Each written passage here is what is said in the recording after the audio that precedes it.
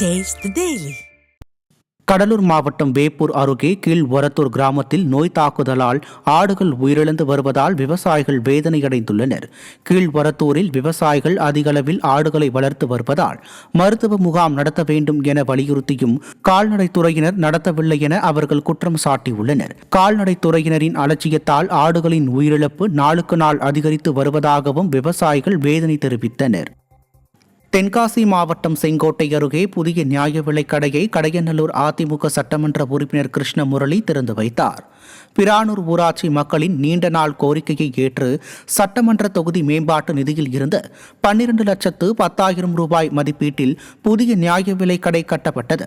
புதிய நியாய விலைக் கடையை தென்காசி வடக்கு மாவட்ட செயலாளரும் கடையநல்லூர் அதிமுக சட்டமன்ற உறுப்பினருமான கிருஷ்ணமுரளி ரிப்பன் வெட்டி திறந்து வைத்தார்.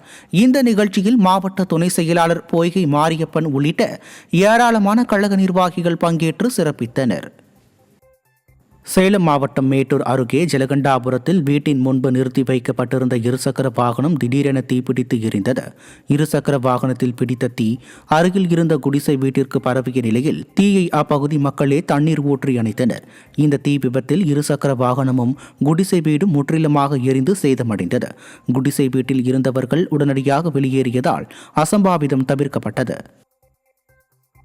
தென்காசி மாவட்டம் சொக்கம்பட்டி பகுதியில் காட்டு யானைகள் விளைநிலத்திற்குள் புகுந்து அட்டகாசம் செய்வதால் விவசாயிகள் கவலையடைந்துள்ளனர்.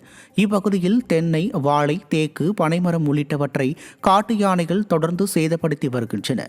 இதனால் பாதிக்கப்பட்ட விவசாயிகள் காட்டு யானைகளை உடனடியாக வனப்பகுதிக்கு விரட்ட திறனற்ற ஸ்டாலினின் திமுக அரசு உரிய நடவடிக்கை எடுக்க வேண்டும் என வலியுறுத்தியுள்ளனர்.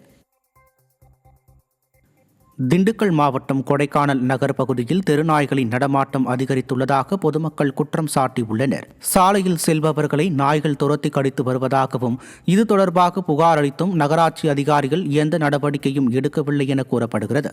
தெருநாய்கள் கடித்ததில் கடந்த 20 நாட்களில் மட்டும் 70க்கும் மேற்பட்டோர் அரசு மருத்துவமனையில் சிகிச்சை பெற்றுள்ளதாக மருத்துவர்கள் தெரிவித்துள்ளனர். கும்பகர்ண தூக்கத்தில் இருக்கும் நகராட்சி நிர்வாகம் இதுகுறித்து உரிய நடவடிக்கை எடுக்க வேண்டும் என மக்கள் வலியுறுத்தியுள்ளனர். நெல்லை கேடிசி நகர் சாலையை சீரமைக்க அதிமுக சார்பில் கோரிக்கை விடுக்கப்பட்டுள்ளது. கேடிசி நகரில் 17,000க்கும் மேற்பட்டோர் வசிக்கும் நிலையில் அங்குள்ள மங்கம்மாள் சாலை திமுக ஆட்சிக்கு வந்ததில் இருந்து சீரமைக்கப்படாததால் குண்டும் குழியுமாக மாறியது. அந்த சாலையை சீரமைக்க பலமுறை புகார் அளித்தும் நடவடிக்கை எடுக்கவில்லை.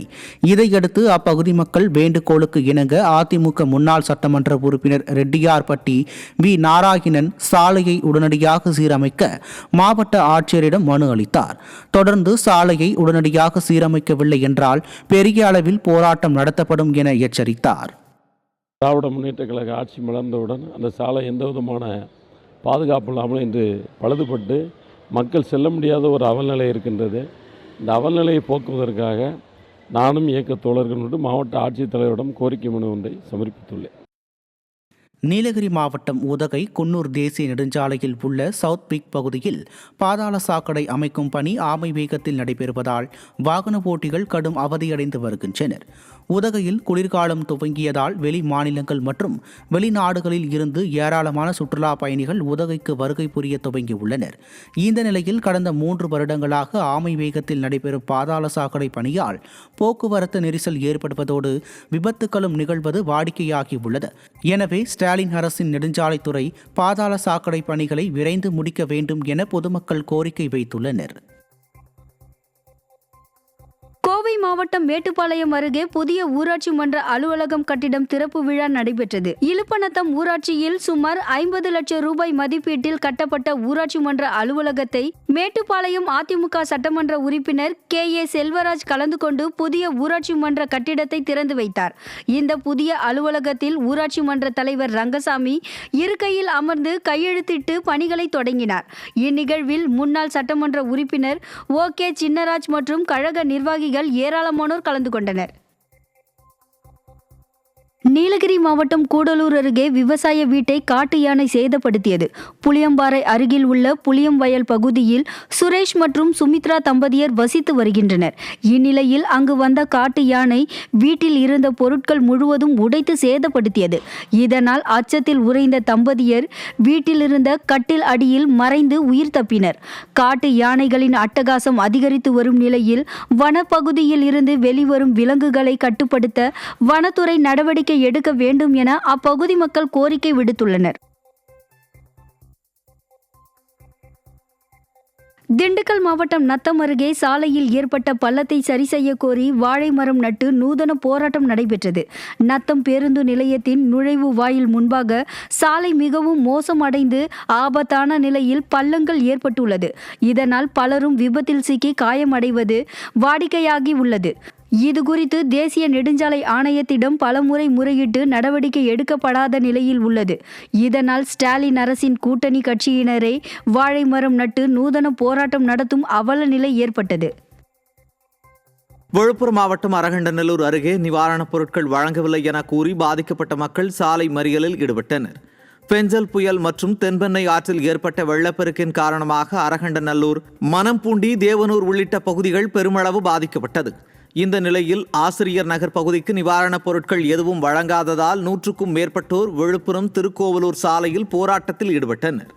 திறனற்ற ஸ்டாலின் அரசு வெள்ளத்தால் பாதிக்கப்பட்டவர்களை கண்டுகொள்ளாமல் அலட்சியம் காட்டுவதாக குற்றச்சாட்டு எழுந்துள்ளது. வேலூரில் கடைவாசலில் படுத்து உறங்கிய இளைஞர் தூக்க கலக்கத்தில் கழிவுநீர் கால்வாயில் விழுந்து உயிரிழந்தார். தென்னைமர தெரு பகுதியில் கஸ்பா பகுதியைச் சேர்ந்த இளைஞர் ஒருவர் கடையின் வாசலில் படுத்து உறங்கியுள்ளார். இவர் தூக்க கலக்கத்தில் படிக்கட்டில் இருந்து உருண்டு கழிவுநீர் கால்வாயில் விழுந்து தலையில் பலத்த காயம் ஏற்பட்டு உயிரிழந்தார். தகவல் அறிந்து சென்ற போலீசார் இளைஞரின் உடலை மீட்டு பிரேத பரிசோதனைக்கு அனுப்பி வைத்தனர்.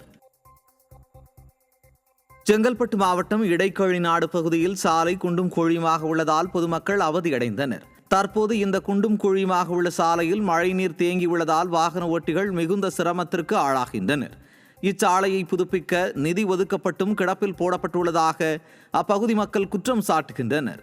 ஆழ்ந்த தியானத்தில் இருக்கும் ஸ்டாலின் அரசு அதிகாரிகள் விரைவில் சாலையை புதுப்பிக்க நடவடிக்கை எடுக்க வேண்டும் என பொதுமக்கள் வலியுறுத்தியுள்ளனர். செங்கல்பட்டு மாவட்டம் மதுராந்தகம் அடுத்த வேடந்தாங்கல் ஏரிக்கு கனமழையால் நீர்வரத்து அதிகரித்துள்ள நிலையில் சரணாலயத்துக்கு வரும் வெளிநாட்டு பறவைகளின் எண்ணிக்கை அதிகரித்துள்ளது. இங்கு பறவைகளுக்கான இதமான சீதோஷ்ணம் நிலவுவதால் ஆண்டுதோறும் இந்த மாதத்தில் உள்ளூர் மற்றும் வெளிநாட்டில் இருந்து பல்வேறு விதமான பறவைகள் இனப்பெருக்கத்துக்காக வருகின்றன. மேலும் ஏரியின் நடுவே உள்ள மரக்கிளைகளில் கூடுகட்டி முட்டையிட்டு குஞ்சு பொரிக்கும் பறவைகள் குஞ்சுகள் வளர்ந்ததும் தாய்நாட்டுக்கு திரும்பி செல்வது வழக்கம். தற்போது 11,000க்கும் அதிகமான எண்ணிக்கையில் பறவைகள் முகாமிட்டுள்ளதாக வனத்துறையினர் தெரிவித்துள்ளனர். இதை சுற்றுலா பயணிகள் மகிழ்ச்சியுடன் கண்டு ரசித்து வருகின்றனர். செங்கல்பட்டு மாவட்டம் வெண்பாக்கம் பகுதியில் 25 லட்சம் ரூபாய் மதிப்பீட்டில் கட்டி முடிக்கப்பட்ட பயணிகள் நிழற்குடை திறக்கப்படவில்லை என பொதுமக்கள் குற்றம் சாட்டியுள்ளனர். தற்போது பணிகள் அனைத்தும் முடிவடைந்த நிலையிலும் கடந்த 2 மாதங்களுக்கு மேலாக பயணிகள் நிழற்குடை மக்கள் பயன்பாட்டிற்கு திறந்து வைக்கப்படாமல் உள்ளது. பயணிகள் நிழற்குடையை மதுபிரியர்கள் மது அருந்த பயன்படுத்தி வருவதாக பொதுமக்கள் வேதனை தெரிவிக்கின்றனர். பேருந்துக்காக வெயில் மற்றும் மழையில் அவதியுற்றபடி நிற்க வேண்டி உள்ளதால் உடனடியாக பயணிகள் நிழற்குடையை திமுக அரசு திறக்க வேண்டும் என பொதுமக்கள் வலியுறுத்தியுள்ளனர்.